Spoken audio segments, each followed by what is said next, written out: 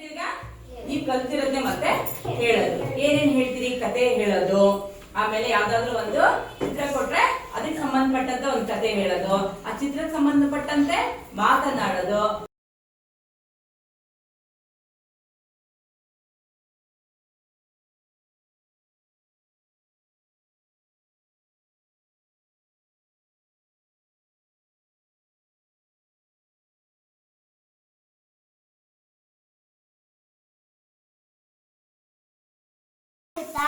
ತ್ರಿಭುಜ, ವೃತ್ತ, ಚೌಕ. 797, 999, 546. 37 ಸಕಟ 6 ಜನ ಕಲಿಸ್ಬೇಕು.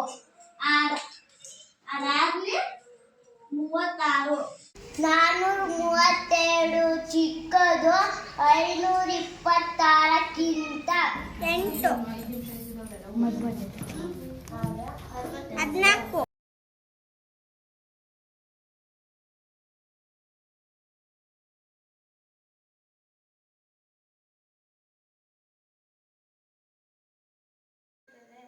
ಬೆಕ್ಕು ನೋಡಿ ಖುಷಿ ಪಡ್ತದೆ.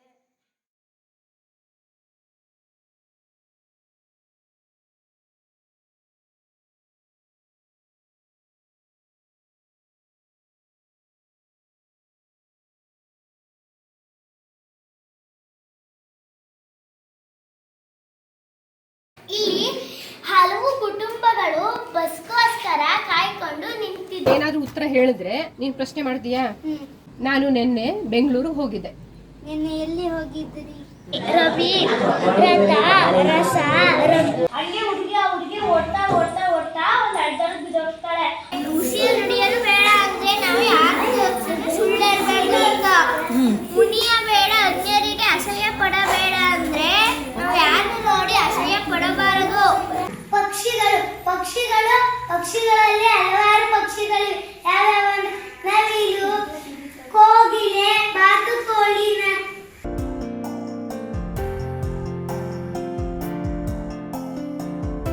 ದೊಡ್ಡ ಪ್ರಮಾಣದ ನಕ್ಷೆ ಅಂದ್ರೆ ಚಿಕ್ಕ ಪ್ರದೇಶವನ್ನು ದೊಡ್ಡದಾಗಿ ತೋರಿಸಿರೋದು. ಸರ್, ಇಲ್ಲಿ 5 ಮೂಲಾಂಶಗಳಿರ್ತವೆ.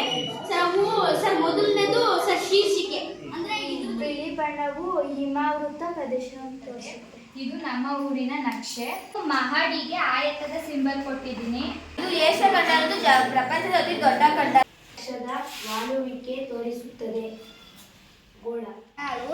ನಮ್ಮ ಊರಿಗೆ ಗಾಣಾಳು ಎಂಬ ಹೆಸರು ಹೇಗೆ ಬಂತು ಎಂದರೆ ಹಿಂದಿನ ಕಾಲದಲ್ಲಿ ಗಾಣವನ್ನು ಹಾಕುತ್ತಿದ್ದರು. ತಲೆಮಾರಿನ ವಂಶವೃಕ್ಷ ಬರೆದಿದ್ದೇನೆ. 4ನೇ ತಲೆಮಾರಿನವರು ಪಟೇಲ್, ಕುಂಟೇಗೌಡ ಮತ್ತು ಇದು ಯಾವ ಕಾಲದಿಂದ ಇದೆ ಅಂತಾನು ನಾವು ತಿಳ್ಕೊಬಹುದು. ಈ ನಾಣ್ಯಗಳಿಂದ ಅದು ಯಾವ ಕಾಲಾವಧಿಯಲ್ಲಿ ಬಳಸ್ತಿದ್ರು ಅಂತ ಗೊತ್ತಾಗುತ್ತೆ. ಮತ್ತೆ ಅವರು ಯಾವ ಭಾಷೆ ಮಾತಾಡ್ತಿದ್ರು, ಏನ್ ಚಿತ್ರ.